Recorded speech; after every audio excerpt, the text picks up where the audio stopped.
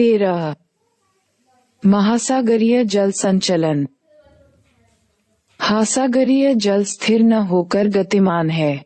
इसकी भौतिक विशेषताएं जैसे तापमान, खारापन, घनत्व तथा बाह्य बल जैसे सूर्य, चंद्रमा तथा वायु अपने प्रभाव से महासागरीय जल को गति प्रदान करते हैं। महासागरीय जल में क्षैतिज व ऊर्ध्वाधर दोनों प्रकार की गतियां होती हैं।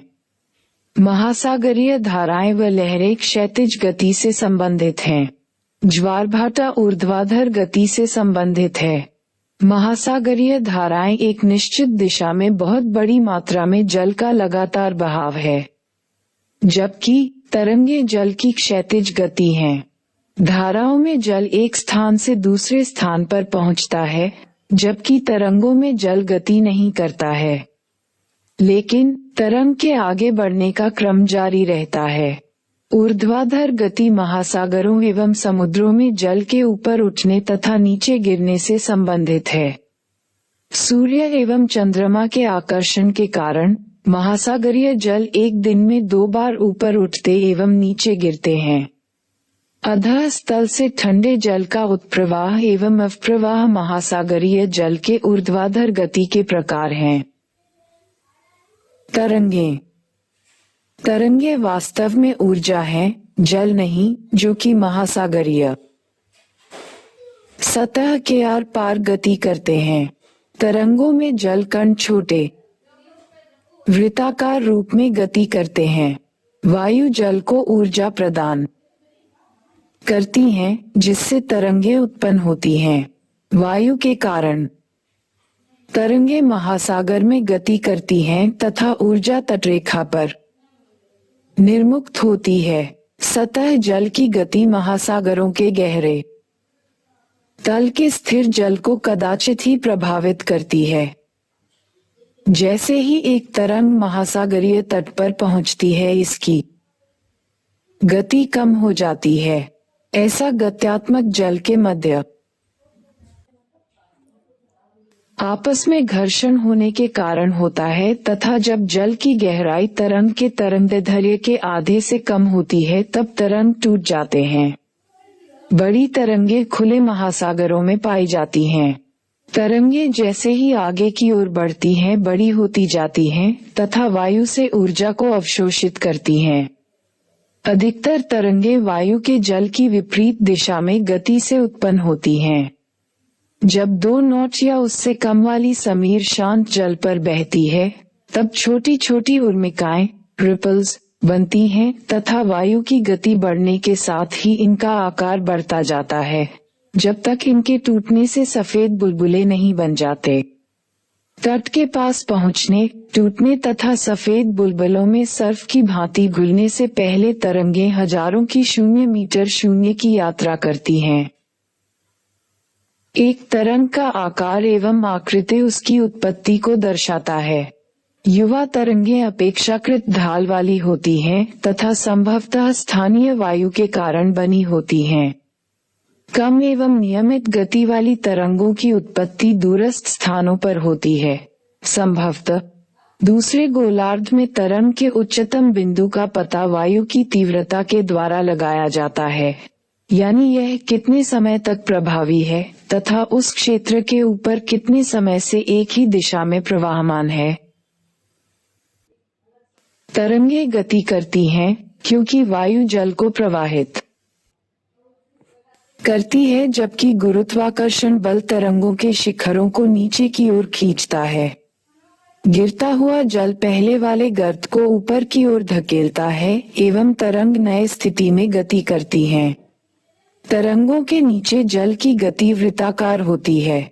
यह इंगित करता है कि आती हुई तरंग पर वस्तुओं का वहन आगे तथा ऊपर की ओर होता है एवं लौटती हुई तरंग पर नीचे तथा पीछे की ओर। तरंगों की विशेषताएं। तरंग शिखर एवं गर्त, वेव क्रेस्ट एंड ट्रॉफ। एक तरंग के उच्चतम एवं निम्नतम बिंदुओं को क्रमशः शिखर एवं गर्त कहा जाता है। तरंग की ऊंचाई, वेव हाइट। यह एक तरंग के गर्त के अधःस्थल से शिखर के ऊपरी भाग तक की ऊर्ध्वाधर दूरी है। तरंग आयाम एम्पलीट्यूड, ये तरंग की ऊंचाई का आधा होता है। तरंग काल वेव पीरियड, तरंग काल एक निश्चित बिंदु से गुजरने वाले दो लगातार तरंग शिखरों या गर्तों के बीच का समयांतराल है। तरंगदैर्घ्य वेवलेंथ, ये दो लगातार शिखरों या गर्तों के बीच की क्षैतिज दूरी है। तरंग गति वेव स्पीड, जल के माध्यम से तरंग के गति करने की दर को तरंग गति कहते हैं तथा इसे नॉट में मापा जाता है। तरंग आवृत्ति, यह एक सेकंड के समयांतराल में दिए गए बिंदु से गुजरने वाली तरंगों की संख्या है। ज्वार भाटा, चंद्रमा एवं सूर्य के आकर्षण के कारण दिन में एक बार या दो बार समुद्र तल का नियतकालिक उठने या गिरने को ज्वार भाटा कहा जाता है। जलवायु संबंधी प्रभावों, वायु एवं वायुमंडलीय दाब में परिवर्तन के कारण जल की गति को महोर्मी सर्ज कहा जाता है। महोर्मी ज्वार भाटाओं की तरह नियमित नहीं होते। ज्वार भाटाओं का स्थानिक एवं कालिक रूप से अध्ययन बहुत ही जटिल है, क्योंकि इसके आवृत्ति, परिमाण तथा ऊंचाई में बहुत अधिक भिन्नता होती है। चंद्रमा के गुरुत्वाकर्षण के कारण तथा कुछ हद तक सूर्य के गुरुत्वाकर्षण द्वारा ज्वार भाटाओं की उत्पत्ति होती है। दूसरा कारक अपकेंद्रीय बल है, जो कि गुरुत्वाकर्षण को संतुलित करता है। गुरुत्वाकर्षण बल तथा अपकेंद्रीय बल दोनों मिलकर पृथ्वी पर दो महत्वपूर्ण ज्वार भाटाओं को उत्पन्न करने के लिए उत्तरदायी है। चंद्रमा की तरफ वाले पृथ्वी के भाग पर एक ज्वार भाटा उत्पन्न होता है, जब विपरीत भाग पर चंद्रमा का गुरुत्वीय आकर्षण बल उसकी दूरी के कारण कम होता है, तब अपकेंद्रीय बल दूसरी तरफ ज्वार उत्पन्न करता है। चित्र 13.2, ज्वार उत्पन्न करने वाले बल इन दो बलों के बीच के अंतर है, यानी चंद्रमा का गुरुत्वीय आकर्षण तथा अपकेंद्र बल। पृथ्वी के धरातल पर चंद्रमा के निकट वाले भागों में अपकेंद्रीयकरण बल की अपेक्षा गुरुत्वाकर्षण बल अधिक होता है और इसलिए ये बल चंद्रमा की ओर ज्वारीय उभार का कारण है। चंद्रमा का गुरुत्वाकर्षण पृथ्वी के दूसरी तरफ कम होता है, क्योंकि यह भाग चंद्रमा से अधिकतम दूरी पर है तथा यहाँ अपकेंद्रीय बल प्रभावशाली होता है। अतः ये चंद्रमा से दूर दूसरा उभार पैदा करता है। पृथ्वी के धरातल पर क्षैतिज ज्वार उत्पन्न करने वाले बल ऊर्ध्वाधर बलों से अधिक महत्वपूर्ण हैं, जिनसे ज्वारीय उभार पैदा होते हैं।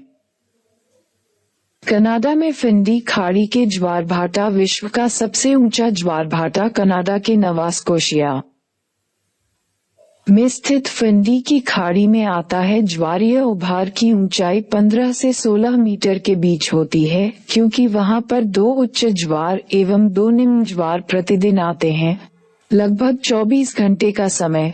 अतः एक ज्वार 6 घंटे के भीतर जरूर आता है। अनुमानतः ज्वारीय उभार 1 घंटे में लगभग 2.4 मीटर ऊपर उठता है। इसका मतलब ये हुआ कि ज्वार प्रति मिनट 4 से 0 मीटर 0 ज्यादा ऊपर की ओर उठता है। अगर आप समुद्री बीच पर टहलते हुए समुद्री भरेगू के किनारे पहुँचे, जो प्रायः वहां होते हैं, आप ज्वार देखना न भूलें। अगर आप 1 घंटे तक वहां हैं, तब आप पाएंगे जहां से आपने शुरू किया था, वहां पहुंचने के पहले ही पानी आपके सिर के ऊपर होगा। जहां महाद्वीपीय मग्नतट अपेक्षाकृत विस्तृत हैं, वहां ज्वारीय उभार अधिक ऊंचाई वाले होते हैं। जब ये ज्वारीय उभार मध्य महासागरीय द्वीपों से टकराते हैं, तो इनकी ऊंचाई में अंतर आ जाता है। तटों के पास ज्वारनद व खाड़ियों की आकृतियां भी ज्वार भाटाओं के तीव्रता को प्रभावित करते हैं। शंक्वाकार खाड़ी ज्वार के परिमाण को आश्चर्यजनक तरीके से बदल देता है। जब ज्वार भाटा द्वीपों के बीच से या खाड़ियों तथा ज्वारनद मुखों में से गुजरता है तो उन्हें ज्वारीय धारा कहते हैं। ज्वार भाटा के प्रकार। ज्वार की आवृत्ति, दिशा एवं गति में स्थानीय व सामयिक भिन्नता पाई जाती है। ज्वार भाटाओं को उनकी बारंबारता, एक दिन में या 24 घंटे में या उनकी ऊंचाई के आधार पर विभिन्न प्रकारों में वर्गीकृत किया जा सकता है। आवृत्ति पर आधारित ज्वार भाटा, टाइड्स बेस्ड ऑन फ्रीक्वेंसी। अर्धदैनिक ज्वार, सेमी डायनल, ये सबसे सामान्य ज्वारीय प्रक्रिया है जिसके अंतर्गत प्रत्येक दिन 2 उच्च एवं 2 निम्न ज्वार आते हैं। 2 लगातार उच्च एवं निम्न ज्वार लगभग समान ऊंचाई की होती हैं। दैनिक ज्वार, डायनल टाइड, इसमें प्रतिदिन केवल एक उच्च एवं एक निम्न ज्वार होता है। उच्च एवं निम्न ज्वारों की ऊंचाई समान होती है। मिश्रित ज्वार, मिक्स्ड टाइड, ऐसे ज्वार भाटा जिनकी ऊंचाई में भिन्नता होती है उसे मिश्रित ज्वार भाटा कहा जाता है। ये ज्वार भाटा सामान्यतः उत्तर अमेरिका के पश्चिमी तट एवं प्रशांत महासागर के बहुत से द्वीप समूहों पर उत्पन्न होते हैं। सूर्य, चंद्रमा एवं पृथ्वी की स्थिति पर आधारित ज्वार भाटा, स्प्रिंग टाइड्स। उच्च ज्वार की ऊंचाई में भिन्नता पृथ्वी के सापेक्ष सूर्य एवं चंद्रमा के स्थिति पर निर्भर करती है। वृहद ज्वार एवं निम्न ज्वार इसी वर्ग के अंतर्गत आते हैं। वृहद ज्वार, स्प्रिंग टाइड्स, पृथ्वी के संदर्भ में सूर्य एवं चंद्रमा की स्थिति ज्वार की ऊंचाई को प्रत्यक्ष रूप से प्रभावित करती है। जब तीनों एक सीधी रेखा में होते हैं तब ज्वारीय उभार अधिकतम होगा। इनको वृहद ज्वार भाटा कहा जाता है तथा ऐसा महीने में 2 बार होता है, पूर्णिमा के समय तथा दूसरा अमावस्या के समय। निम्न ज्वार, नाप टाइड्स, सामान्यतः वृहद ज्वार एवं निम्न ज्वार के बीच 7 दिन का अंतर होता है। इस समय चंद्रमा एवं सूर्य एक दूसरे के समकोण पर होते हैं तथा सूर्य एवं चंद्रमा के गुरुत्व बल एक दूसरे के विरुद्ध कार्य करते हैं। चंद्रमा का आकर्षण सूर्य के 2 गुने से अधिक होते हुए भी ये बल सूर्य के गुरुत्वाकर्षण के समक्ष धूमिल हो जाता है।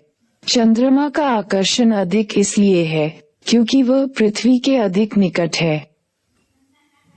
महीने में एक बार जब चंद्रमा पृथ्वी के सबसे नजदीक होता है, उपभू असामान्य रूप से उच्च एवं निम्न ज्वार उत्पन्न होता है। इस दौरान ज्वारीय क्रम सामान्य से अधिक होता है। 2 सप्ताह के बाद जब चंद्रमा पृथ्वी से अधिकतम दूरी अपभू पर होता है तब चंद्रमा का गुरुत्वाकर्षण बल सीमित होता है तथा ज्वार भाटा के क्रम उनकी औसत ऊंचाई से कम होते हैं।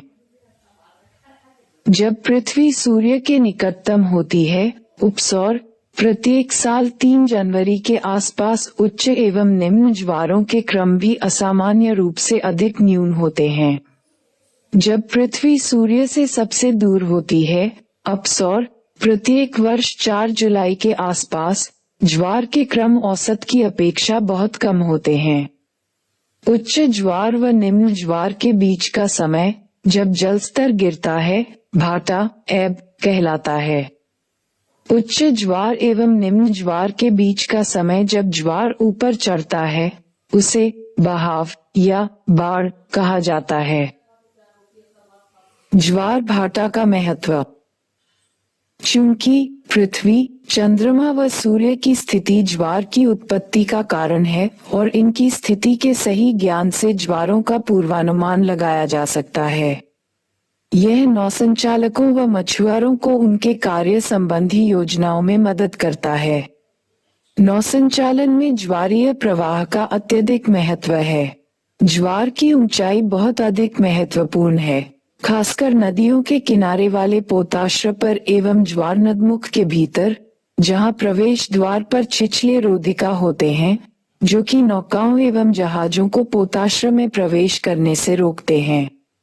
ज्वार भाटा तलछटों के डिसिल्टेशन, डेसल्टेशन में भी मदद करती है तथा ज्वार नदमुख से प्रदूषित जल को बाहर निकालने में भी।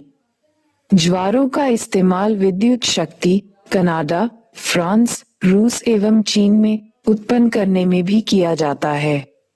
एक 3 मेगावाट शक्ति का विद्युत संयंत्र पश्चिम बंगाल में सुंदरवन के दुर्गादुवानी में लगाया जा रहा है। महासागरीय धाराएं। महासागरीय धाराएं महासागरों में नदी प्रवाह के समान है।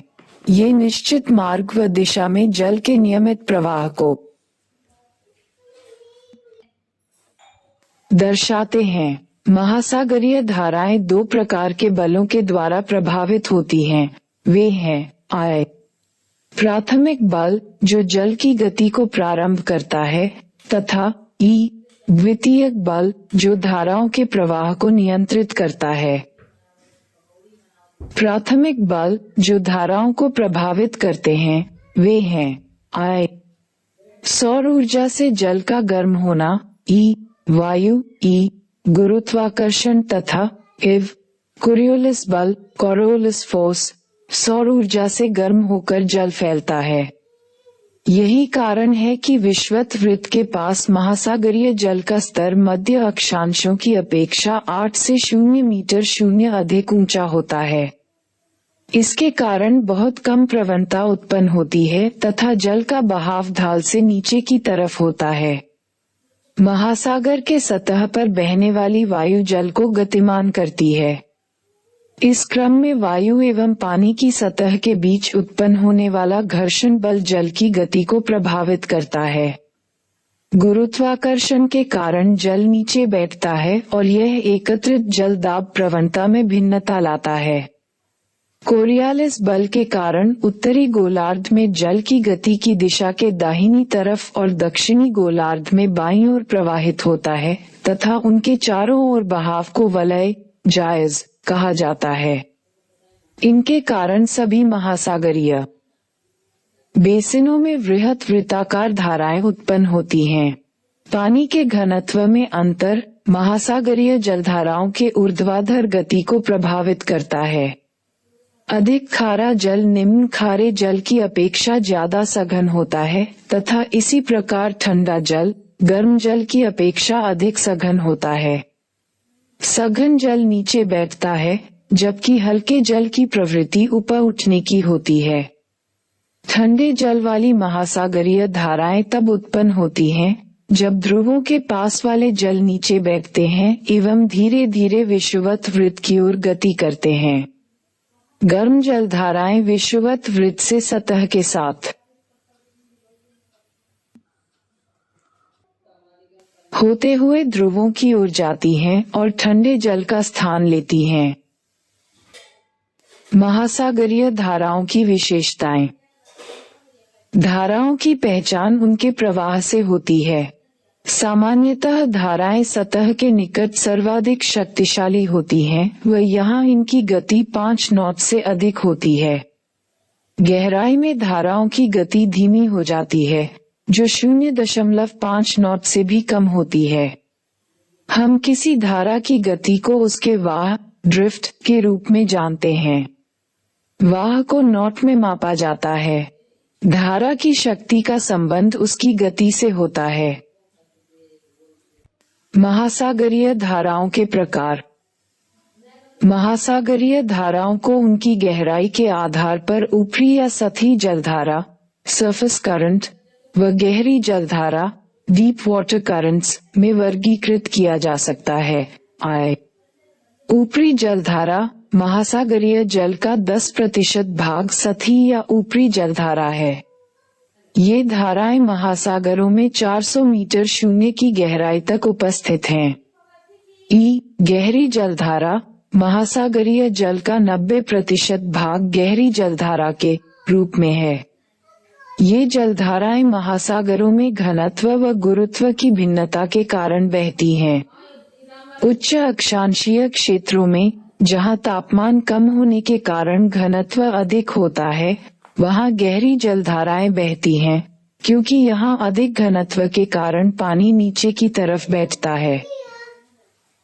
महासागरीय धाराओं को तापमान के आधार पर गर्म व ठंडी जलधाराओं में वर्गीकृत किया जाता है। ठंडी जलधाराएं ठंडा जल गर्म जल क्षेत्रों में लाती हैं। ये महाद्वीपों के पश्चिमी तट पर बहती हैं। ऐसा दोनों गोलार्धों में निम्न व मध्य अक्षांशीय क्षेत्रों में होता है और उत्तरी गोलार्ध के उच्च अक्षांशीय क्षेत्रों में ये जलधाराएं महाद्वीपों के पूर्वी तट पर बहती हैं। गर्म जलधाराएं गर्म जल को ठंडे जल क्षेत्रों में पहुंचाती हैं और प्रायः महाद्वीपों के पूर्वी तटों पर बहती हैं, दोनों गोलार्धों के निम्न व मध्य अक्षांशीय क्षेत्रों में। उत्तरी गोलार्ध में ये जलधाराएं उच्च अक्षांशीय क्षेत्रों में महाद्वीपों के पश्चिमी तट पर बहती हैं। प्रमुख महासागरीय धाराएं। प्रमुख महासागरीय धाराएं प्रचलित पवनों और कोरियालिस प्रभाव से अत्यधिक प्रभावित होती हैं। महासागरीय जलधाराओं का प्रवाह वायुमंडलीय प्रवाह से मिलता जुलता है। मध्य अक्षांशीय क्षेत्रों में महासागरों पर वायु प्रतिचक्रवात के रूप में बहती है। दक्षिणी गोलार्ध में ये प्रवाह उत्तरी गोलार्ध की अपेक्षा अधिक स्पष्ट है। महासागरीय धाराएं भी लगभग इसी के अनुरूप प्रवाहित होती हैं। उच्च अक्षांशीय क्षेत्रों में वायु प्रवाह मुख्यतः चक्रवात के रूप में होता है और महासागरीय धाराएं भी इसी का अनुकरण करती हैं। मानसून प्रधान क्षेत्रों में मानसून पवनों का प्रवाह जलधाराओं के प्रवाह को प्रभावित करता है। निम्न अक्षांशों से बहने वाली गर्म जलधाराएं कोरियोलिस प्रभाव के कारण उत्तरी गोलार्ध में अपने बाईं तरफ और दक्षिणी गोलार्ध में अपने दाईं तरफ मुड़ जाती हैं। महासागरीय जलधाराएं भी वायुमंडलीय प्रवाह की भांति गर्म अक्षांशों से ऊष्मा को स्थानांतरित करते हैं। आर्कटिक व अंटार्कटिक क्षेत्रों की ठंडी जलधाराएं उष्णकटिबंधीय व विषुवतीय क्षेत्रों की तरफ प्रवाहित होती हैं, जबकि यहाँ की गर्म जलधाराएं ध्रुवों की तरफ जाती हैं। विभिन्न महासागरों की प्रमुख जलधाराओं को मानचित्र 13.3 में दर्शाया गया है। प्रशांत, अटलांटिक और हिंद महासागर में बहने वाली धाराओं की सूची बनाइए। प्रचलित पवन धाराओं की गति को किस प्रकार प्रभावित करती है? चित्र 13.3 से कुछ उदाहरण दें।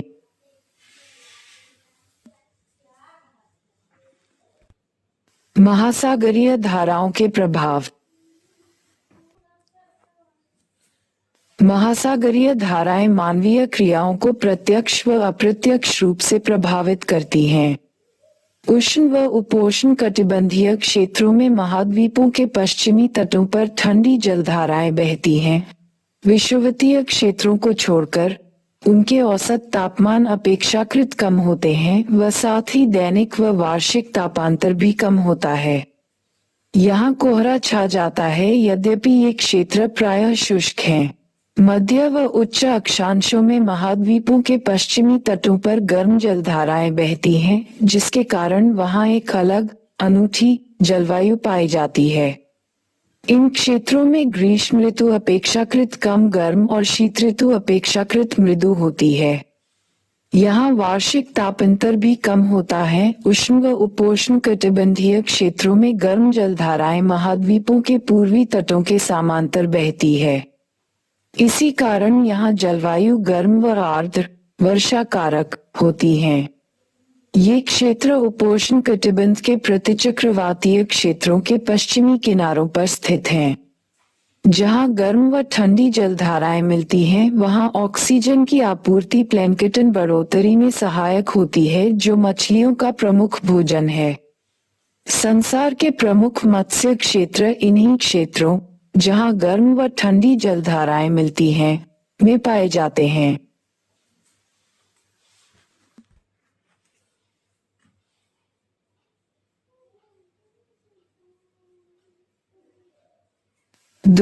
निम्नलिखित प्रश्नों के उत्तर लगभग 30 शब्दों में दीजिए।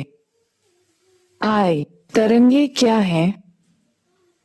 महासागरीय तरंगें ऊर्जा कहाँ से प्राप्त करती हैं? ज्वार भाटा क्या है?